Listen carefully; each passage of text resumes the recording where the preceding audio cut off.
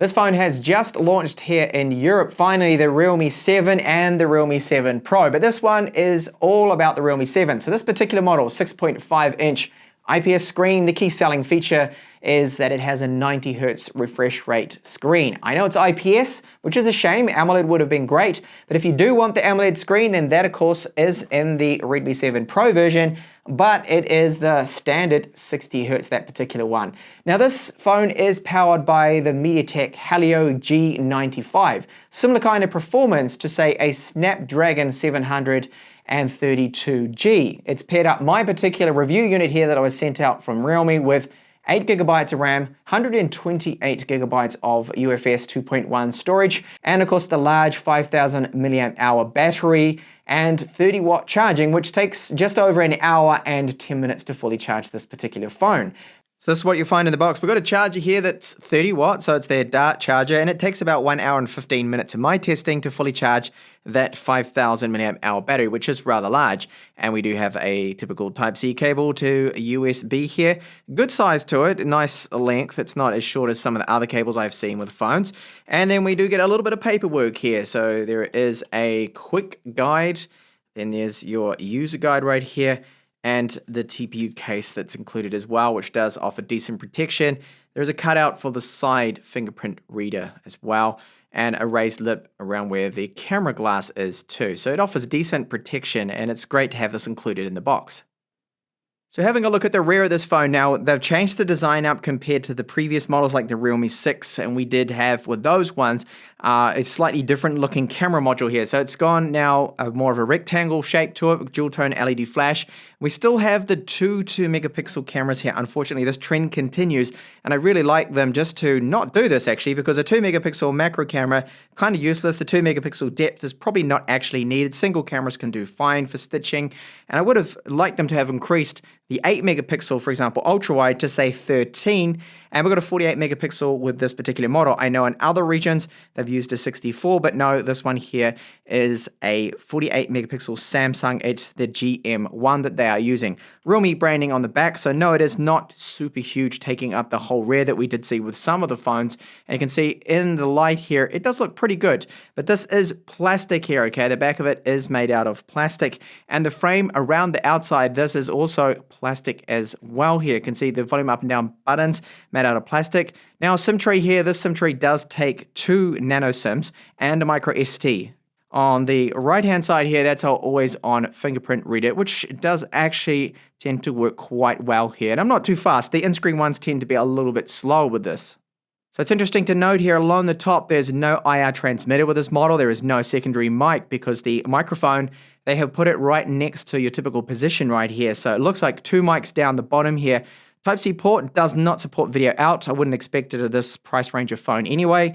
A single downwards firing loudspeaker. There'll be a sample later on in this in-depth review, and a 3.5mm headphone jack that does support, of course, microphones. So the thickness, this comes out to be about 9.4mm, so it's not the thinnest phone out there, and the weight is 197 grams. So our screen we have here in the Realme 7 is not an AMOLED, it's an IPS screen here. Now this has a maximum brightness in my testing up to 495 nits. It can be made out in direct sunlight, but it won't be as clear as some of the very bright Super AMOLED screens that I am used to. Now here, when you have a look at the black levels of saturation, it's not going to be as dark as the AMOLED panels now to be as expected. And when you look at certain colors, down the bottom, especially bright colors, you will notice there's a bit of what I call like a shadow to it. There's a darker edge, so it's not just a uniformed color we get with the whites. And you do also see this with the punch cutout here at the top as well, that just around it, depending if you say looking in settings, you can often see this, or just swiping down on notifications, you see at certain angles that the colors do shift out just around where that notch is, where it's cut out. And that may be a slight annoyance to some people, but this is, of course, a trade-off of the IPS screens here. So overall, I'd rate it as an average screen that's in this, but it does have one saving grace here, that, of course, it is running at 90 Hz, which you can set to 60 if you want to in the settings. Now, under the settings here, when you do take a look at this, we've got options under display here to adjust our brightness. You've got dark mode, and adaptive brightness, and then our color temperature as well. So if you're not happy with what you've got it set on, you you can simply go along and change that. So for the entirety of this review, I'm going to keep it on 90 Hertz. And I mean, that's what you're paying for. You're paying for a 90 Hertz screen. So I recommend use it unless, of course, you really want to save on battery life. Now, the fingerprint unlocking on this particular phone is that capacitive always on fingerprint reader here on the side that I showed you just before. Now, this actually does work really well. I've got no problems with it. You see, as soon as I touch it, it unlocks, and it's very, very quick, and it is really accurate. I've had no issues, and I would rate this better than the in-screen fingerprint reader. In fact, for me, it works better than the 7 Pro. That's got an in-screen fingerprint reader, AMOLED screen, but this one is just so much faster. And I think it comes down to that reliability that people are just going to like versus the in-screen ones. So let's talk a little bit about the UI performance. That I do find that at the 90 Hertz, you do notice that it's running most of the time at 90 frames per second. The occasional animation won't be perfect, but it's nowhere near as bad as what I've seen with, say, MIUI 12. This seems to be running quite fluid. MIUI 12, I did find there's a lot of stutters now and then. The animations don't seem to be quite down, but this is one area that I think with the Realme UI, that it's just more fluid, and I think it's just better optimized here. So it is running Android 10, and overall, I'm not seeing any bugs, no real major problems. The edge detection seems to be good, gesture detection is fine, and recent apps as well when you go into them. So if you've got something running in the background, you swap over to it. Like I've had Chrome here for a good 15 minutes or so. It won't actually reload on me, which is great. I do find with some other brands that I review, you typically see that you'll have to have things reload on you, and that's just a bit of wasted time. So they're not killing things off with the task manager here as quick as other brands are, which is very good to see. So triggering those gestures, no problems. It all seems to be smooth. It's fluid. Triggering the edge to go back and home, and even bringing up the recent apps. Never had a problem really with that at all. And the good thing about this too, of course, well, we do have NFC with this particular model here. Now, other regions may not have the NFC. I know there's some differences between the camera, the main camera used, and whether or not you have NFC or not, but it is on board with this one. It does pass your safety net check, and you can use banking services and things like that really without any issues here. So let's jump into a few other things. So when you first get it, you are going to get some bloatware on here. So what I mean by bloat, well, there's Facebook on there. At least we don't have TikTok, but WPS Office. It could be handy for some people, but there's a few applications. But really, it's not actually too bad. That's what you get when you first get it and first boot this particular phone up. At the time of this video, of course, I am on the latest software, and there probably will be some updates coming through just to fix a few little minor things that are present. And you're going to have approximately about 114 gigabytes free with this particular model that I have here, 120 gigabyte version.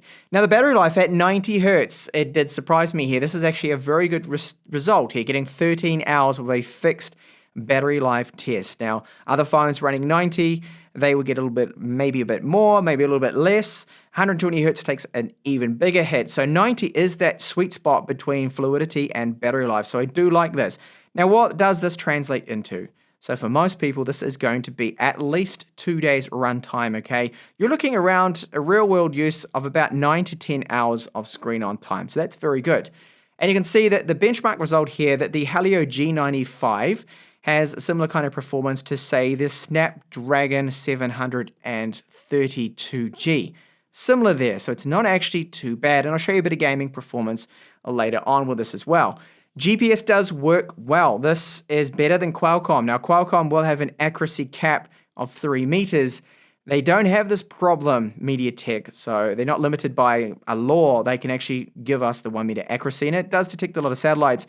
It's not like the MediaTek GPS from before, which a couple of generations ago used to be absolutely terrible, and I had a lot of problems with it. Now, this is one area that I think we need a firmware update. I have noticed that the wireless speeds for me tend to be a little bit slow. I'm talking about just the throughput here with my router.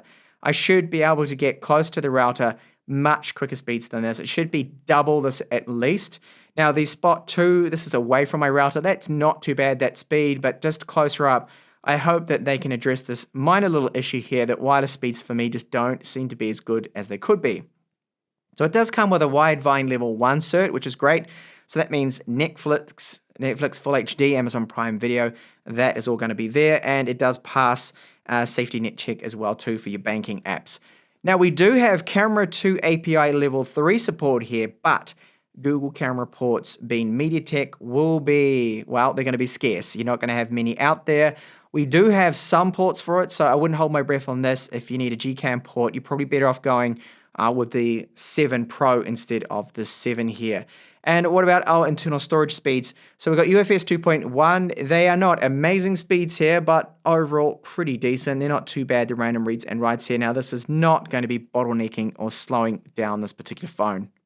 So onto our audio quality now, that we've got a single downwards firing loudspeaker. Now it is very loud, but it's not what I would rate as a high quality loudspeaker. At 100% volume, it does sometimes distort a little bit. Now you can hear your ringtones really well.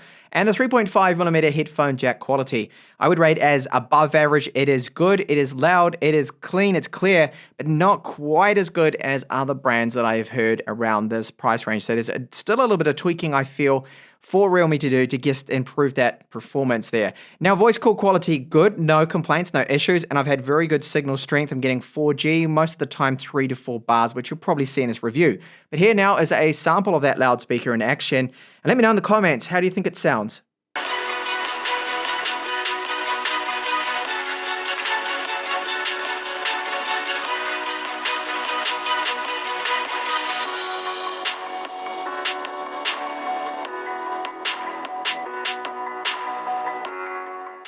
Taking a look now at our gaming performance. So the Helio G95 is actually performing better than I expected. Now we do have Game Space, which is their gaming hub. We've seen this before with Realme phones. And this does have an option here for your Do Not Disturbs. You can add in, of course, your games here. And then down the bottom here, there's a little interesting mode here. So we've got the competition mode, which is maximum performance, balance, which is, of course, a balance between frames per second and battery life. And then you can even optimize it on low power mode, which means it's going to sacrifice a little bit of that performance, but extend your gaming time here. So it gives you an estimate right down the bottom here. That estimate's a little bit off. I would take about a good 40% off that estimate for real kind of world use here. I've got 60%, 54% battery life left, and it's telling me I've got 6 hours almost. Well, it's actually more like, I would say, about 3.5. So this title here is Grim Valor, side scroller, very good game, this one, I do like it, and it runs at 90 frames per second, no problems whatsoever, very smooth, fluid gameplay. Now with Call of Duty, this is a popular title, a lot of people keep asking me, of course, for gameplay of this one, but unfortunately, we can't run the highest frame rate option here, this is all we got. Okay, so setting even this, the graphic quality, onto the lower settings is only going to allow us to go with just the high frame rate option, that's it, so nothing higher than that. Unfortunately, at the time of this video, of course, this could change once the developers support this particular chipset. So this means the performance, this one is locked down to just 40 frames per second. Uh-oh, he should have got me. How did he not kill me? Okay, I got lucky there. So if I swipe from the side here, you'll see that the frame rate is just going to constantly be 40 frames per second here with this game, sadly. So it still actually runs quite well, and you can set a good graphics option. So what I'm going to do now is I'm going to play for about an hour, and we'll take a look at the thermals and just how hot is the Realme 7 going to get here. And the performance was good enough that I could actually win this mission for once. So it has been now 1 hour of heavy gaming, just non-stop. I used the high screen brightness as well. So we're seeing 40, almost 47 degrees on the rear here of the plastics. It is getting quite warm near that camera. That must be where the chipset is. Flipping it over now to the screen, you can see similar temperatures, not quite as hot. I'll just move it over to the hottest point here, about 45 degrees here. So yes, it does get a little hot when gaming for at least 1 hour. So let's have a look at the stock camera application here. So night mode, this actually does work with our ultra wide camera, and I'll give you some samples of this shortly, and also some video samples as well. And we've got 2x digital zoom and 5x, which I wouldn't personally use or recommend because it's quite pixelated. So with video, we have 4K on the main camera, 30 frames per second maximum.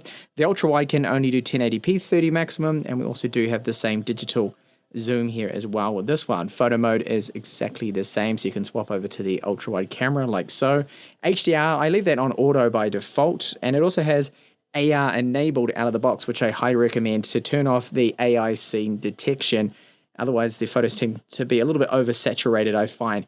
Portrait mode is here, and 48 megapixel mode. So the main sensor is that Samsung GM1. Under more, you will find right here our Expert Pro mode. So Pro mode, we've got white balance, shutter rate. Shutter rate goes up to 32 seconds, ISO up to 6400. And yes, we can shoot in RAW. If I tap that, RAW feature is on, and I'll just close that expert mode. And you see under more, we also do have an ultra macro feature. So up and out of the front-facing camera. So this one here is a 16 megapixel camera. It is a Sony IMX. I think it is the 4.8 or 4.47. Off the top of my head, I can't actually remember. But this quality here, what we're looking at is no electronic image stabilization right here. And in the sun, it can sometimes overexpose a little bit. And it also does have an audio bitrate of only 128 kilobits per second. They used to use, on previous phones, 320. So here the audio does sound a little bit scratchy. So if you want the best stability, you're going to have to use a gimbal with this front-facing camera. So we get electronic image stabilized 4K 30 frames per second maximum. I find the stability is okay. It's not quite as good as the Realme 7 Pro's electronic image stabilization. You have to remember that both of these phones do not have optical image stabilization. It's reasonably sharp, not the sharpest I've seen. Overall, for the price this phone is selling for, I think the quality is good. The audio is actually better than the Realme 7 Pro, which has an issue on the current firmware that it sounds a bit muffled. Check my full review of the Realme 7 Pro for that.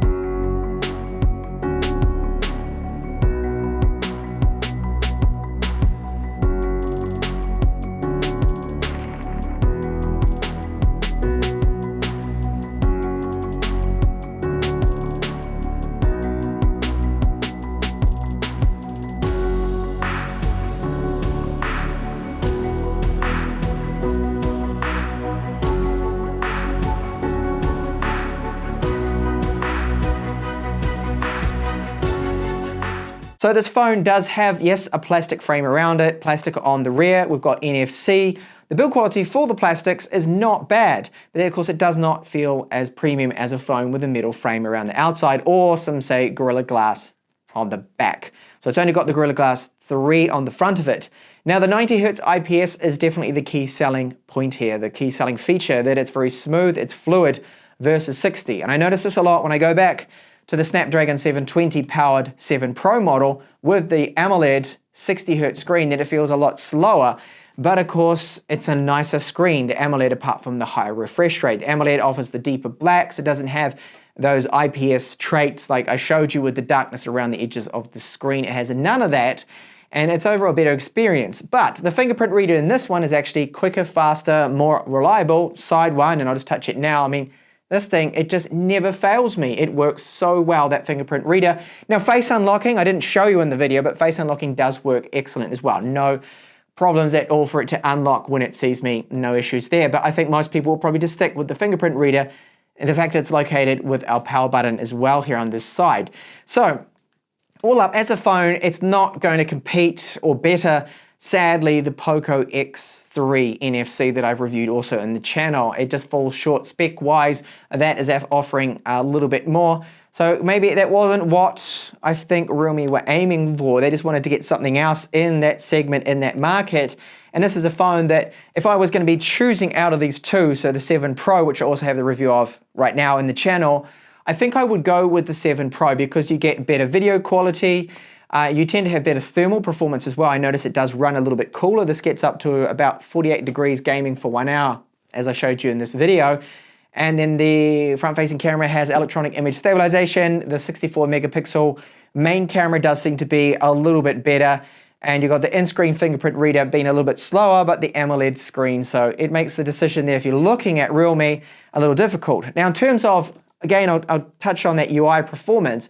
I believe that definitely Realme's UI is running a lot better than MIUI that I've been using with Xiaomi phones. It just seems to be a bit better optimized. I'm seeing less of that stutter, the frame dips, and that's one thing I do really like about this particular phone here. The UI performance is good, it's great, and the task manager is not so aggressive killing things off. If you want to multitask and take advantage of that 8 gigabytes of RAM, which I have with this model, you can actually do it without having to reload apps all the time like I see, say, with MIUI. So thank you so much for watching this review here of the Realme 7. Do check out the review of the 7 Pro, and I hope to see you back with more up and coming videos.